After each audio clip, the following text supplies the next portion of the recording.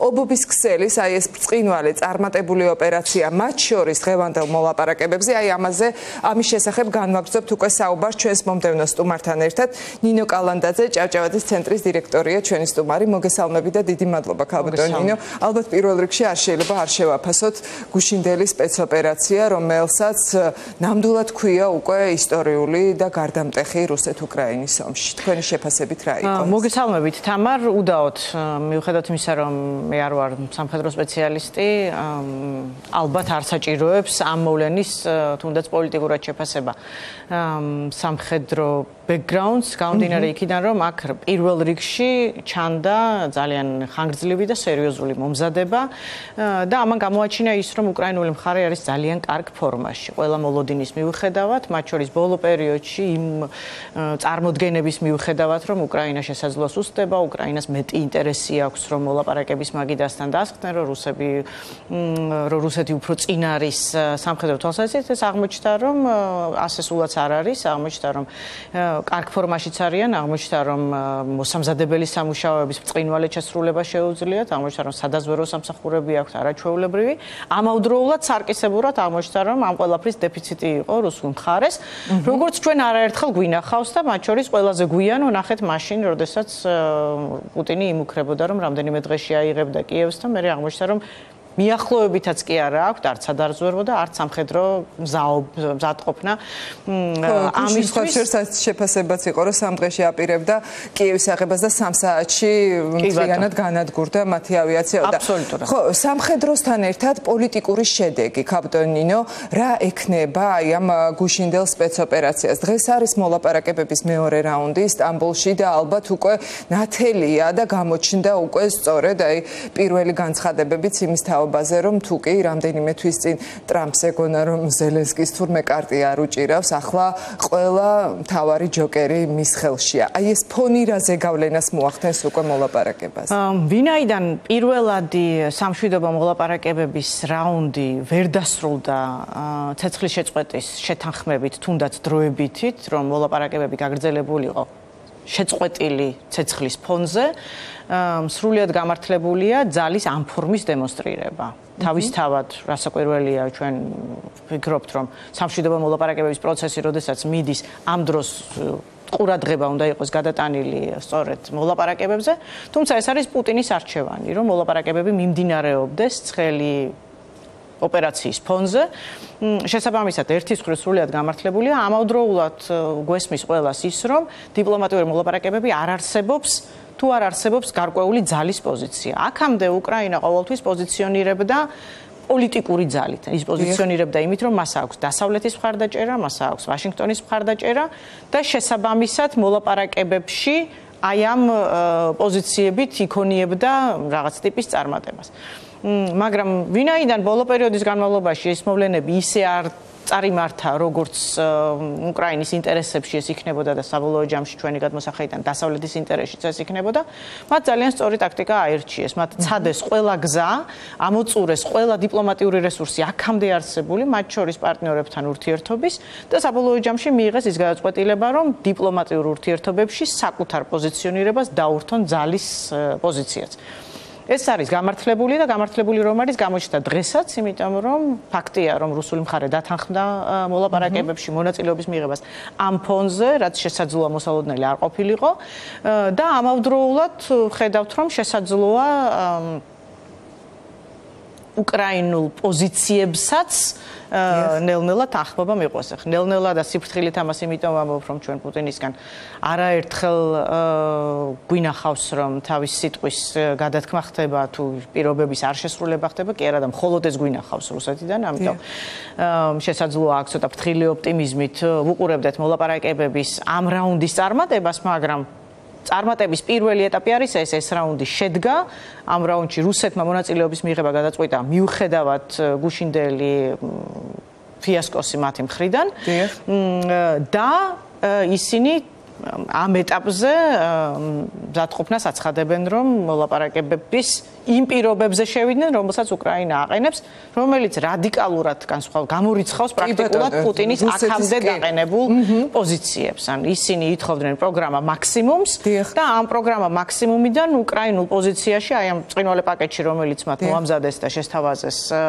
სამშვიდობო მოლაპარაკებების ფორმატში თავის პარტნიორებს და მოწინააღმდეგე მხარეს, სრულიად ადეკვატური და გონივრული და ძალიან დროული, ამ პირობებში პრაქტიკულად არ მოიაზრება არაფერი, რასაც პუტინი მაინც ალბათ დიდად მოლოდინი არ უნდა გქონდეს, რომ აი ასე მართლა სპეცოპერაციის თვალსაზრისითაც და დიპლომატიური თვალსაზრისითაც აი ამ ობობის ქსელში გახვეული პუტინი რაღაც ისეთ ნაბიჯებს გადადგამს, რომელიც მას შეიძლება არ აწყობს და რომელიც უკრაინისთვის იქნება მხოლოდ მომგებიანი.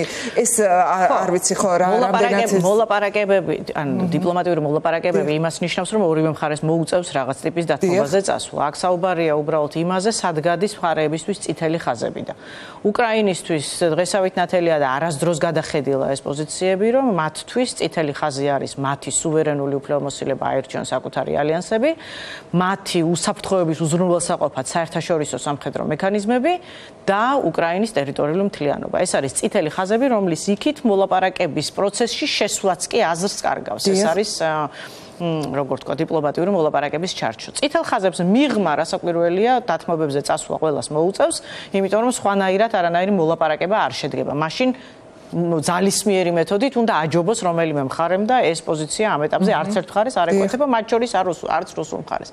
იგივე მოქმედებს მოსკოვის გადმოსახედიდან. ისინი პროგრამა მაქსიმუმს ითხოვენ და ითხოვდნენ აქამდე, მაგრამ ხვდებიან, რომ მათ მოუწევთ დათმობებზე წასვლა სწორედ იმიტომ, რომ მათ სამხედრო 100%-იანი უპირატესობა აღარ აქვთ, ისინი ამ ომს ვერ იგებენ ისე, რომ მათ თავიანთი ყველა პირობა დააკმაყოფილონ. ახლა საკითხავი რჩება ის, წითელი ხაზები მოსკოვში რად მოიაზრება, ან რად შეიკუთება, რა იქნება წითელ ხაზებს და რაზე იქნება ის რა რესურსით იქნება ის კომპრომისზე წამსვლელი. ეს განსაზღვრავს დიდწილად საერთოდ რა ფორმით მოლაპარაკებები შედგება. აი ამ მოცემულობიდან და ამ რეალობიდან გამომდინარე, რა შეიძლება იყოს ყველაზე რეალისტური ვარიანტი ამ მოლაპარაკებების დასრულების, კაპიტონინე, როგორ ფიქრობთ? რთული სათქმელია, მაგრამ და დამოკიდებული იქნება, იმიტომ რომ როგორც ვთქვით, ომი მიმდინარეობს სწორედ იმიტომ, რომ ამ პოზიციების ძალისმიერით გზით დაკმაყოფილება მოხდეს. რთული სათქმელია იმიტომ, რომ ჩვენ კიდევ არ ვიცით რა ბაგაჟი არსებობს უკრაინის მხარეს. იმიტომ რომ უკრაინამ ახლა გვაჩვენა, რომ საკმაოდ დიდი რესურსი აქვს, მას თუ მეტი რესურსი აქვს, კიდევ უფრო იქით გადააწევინებს ამ წითელ ხაზებს, ხო? ან ამაზე არის დამოკიდებული დიპლომატიური შედეგის წარმატება. იდეალური სცენარი არის რასაკვირველია ის, რომ უკრაინა მინიმუმ თავის წითელ ხაზებს სრულად აკმაყოფილებს, იმის იქით უკვე ბიზნეს ინტერესებზე არის საუბარი და იმაზე თუ რა ფორმით შეინარჩუნებს რუსეთი სახეს და რა ფორმით შეინარჩუნებს რუსეთი თავის პოზიციებს საერთაშორისო ურთიერთობებში და არა მხოლოდ ბილატერალურ რუსეთ-უკრაინის ურთიერთობებში. მაგრამ მოლაპარაკებების პირველად მიზანი უნდა იყოს, რომ პირველ რიგში უკრაინის ყველა მოთხოვნა, უკრაინის ამ შემთხვევაში როგორც მსხვერპლის და არა როგორც აგრესორის, მინიმალური მოთხოვნა უნდა იქნას დაკმაყოფილებიდან. რუსეთმა უარი უნდა თქვას უკრაინის დესუვერენიზაციის მოთხოვნაზე, რუსეთმა უნდა მიიღოს მოცემულობად, რომ ეს არის სუვერენული სახელმწიფო, რომელსაც გარანტიები ჭირდება რუსეთის მხრიდან და ეს გარანტიები უნდა უზრუნველყოს საერთაშორისო თანამეგობრობამ და რუსეთმა უნდა დააბრუნოს ის ტერიტორიები, რომელიც მას აქვს ანექსირებული და ოკუპირებული. დანარჩენი იქნება ეს ვთქვათ ის შორს მიმავალი საკითხები, რომელიც დროთა განმავლობაში უნდა გადაწყდეს. რა ტიპის დიალოგი უნდა წარიმართოს, რა ტიპის ხალხთაშორისი ურთიერთობები უნდა აღდგეს, როგორ უნდა მოხდეს მსხვერპთა ოჯახებთან ურთიერთობა, როგორ უნდა მოხდეს ვთქვათ იგივე ხო, აი ეს გატაცებული ბავშვების ბედი როგორ უნდა წარიმართოს და ასე შემდეგ და ასე შემდეგ. ანუ მათ სამხედრო პასუხისმგებლობა ვისი და რა ტიპით უნდა დადგეს. ეს არის უკვე შემდგომი ეტაპი. პირველადი ეტაპი ეს არის პირველადი ეტაპი არის, რომ უკრაინამ საერთაშორისო თანამეგობრობის დახმარებით უნდა შეძლოს აი ამ სამი მთავარი საკითხის უზრუნველყოფა და ეს არის ამოცანა და ამ მომენტისთვის ასე ჩანს, რომ მას ძალისმიერი პოზიციებიც გააჩნია იმისთვის, რომ ამის უზრუნველყოფა მოხდეს. კი ბატონო, და კაპიტანი ნინო, ჩვენ ნახეთ, რომ გუშინ, როდესაც ეს მართლაც ბრწყინვალე სპეცოპერაცია ჩატარდა ობობის ქსელი, რა რეაქცია მოყვა საქართველოში? ძალიან ბევრი ადამიანი, აი მართლა ძალიან დიდი სიხარულით უყურებდა იმ კადრებს, რა დღეშიც იყო რუსული სამხედრო აეროდრომები უკრაინის თავდასხმების შემდეგ და აი ამ მართლა უნიკალური სპეცოპერაციით აღფრთოვანებული იყო ძალიან ბევრი ადამიანი, არა მხოლოდ საქართველოში, მთელ მსოფლიოში, მაგრამ იყო ნაწილი, ვინც ამბობდა, რომ აი ახლა ნახეთ პუტინის შურისძიება და ახლა ნახეთ რა მოყვება უკრაინაში. ჩვენ ვიცით, კაპიტანი ნინო, ვის უხარია ხოლმე რუსეთის წარმატება, ესე ვთქვათ, ბრჭყალებში და ვის არ უხარია უკრაინის გამარჯვება ამ ომში. აი, როგორ აისახება, თქვენ როგორ ფიქრობთ, აი, მსგავსი მიმდინარეობა, თუნდაც ომის თეატრში, ასე ვთქვათ, როგორ ისახება, რა გავლენას ახდენს ის საქართველოში არსებულ მდგომარეობაზე, რა გავლენას ახდენს თუნდაც იგივე ივანიშვილის პარტიის და მისი ხელისუფლების მოქმედებებს? ესე იგი, უკრაინაში მიმდინარე ომი და უკრაინის სამომავლო ბედი გეოპოლიტიკური თვალსაზრისით პირდაპირ კავშირშია იმასთან, თუ როგორ ბედს გაიზიარებს საქართველოს, იმიტომ რომ საქართველოს და უკრაინას საერთი საერთო მთერი ყავს, საქართველოსა და უკრაინის წინააღმდეგ საერთო ინტერესების მამოძრავებელია ახლა ეს ომი, ამიტომ ამ ომში პუტინის წარმატება ავტომატურად ნიშნავს ჩვენს რეგიონში რუსეთის წარმატებას. გეოპოლიტიკური თვალსაზრისით. ეს არის ერთი მხარე, რომელსაც მოქალაქეების უმრავლესობა საკმაოდ საღად აცნობიერებს და მეორე არის უკვე ემოციური დამოკიდებულება და აი ამ ემოციური თუ ცნობიერი დამოკიდებულების ერთობლიობა ვიხილეთ ჩვენ თავდაპირველად თბილისის ქუჩებში, როდესაც პირველად შეიკრიბა უამრავი ადამიანი უკრაინის ომის საწინააღმდეგოდ და უკრაინელი ხალხის მხარდასაჭერად მთელი სოლიდარობის აქციები და სულისკვეთება არა მხოლოდ იმ ადამიანებში, რომლებსაც გასაგრძე განებული აქვს და თავად დამოუკიდებლობისთვის უბრძოლიათ საქართველოს დამოუკიდებლობის, არამედ სრულად ახალგაზრდა თაობაში, რომლებმაც უბრალოდ გააცნობიერეს, რომ ეს არის დიდი ბოროტი აგრესია ძალიან კარგი რამის წინააღმდეგ, რასაც ქვია სახელმწიფოებრიობა, სუვერენიტეტი და ტერიტორიული მთლიანობის დაცვა და საკუთარი დამოუკიდებლობის და არჩევანის თავისუფლების დაცვა. ამიტომ პირდაპირ კავშირშია როგორც გეოპოლიტიკურად საქართველოსთან, ისე რასაკვირველია ემოციურად. ახლა თქვენ ახსენეთ ის სეგმენტი, რომელიც ამბობს, რომ აი ნახეთ პუტინი რას გიზავთ. ესენი მთელ მსოფლიოში და არა მხოლოდ საქართველოში არის ის მცირე რაოდენობა, რომელთა პერსონალური კეთილდღეობა პირდაპირ არის დამოკიდებული რუსეთის წარმატებაზე. ეს არის ის ადამიანი, რომლებიც დღეს ქართული ოცნების კონიუნქტურაზე არიან დამოკიდებული, ეს არის ის ადამიანები, რომლებსაც სხვა პერსპექტივა წარმატების არ გააჩნიათ, გარდა თუ არ იქნებიან აი ამ რუსული ტიპის კორუფციულ სქემაში ჩართული.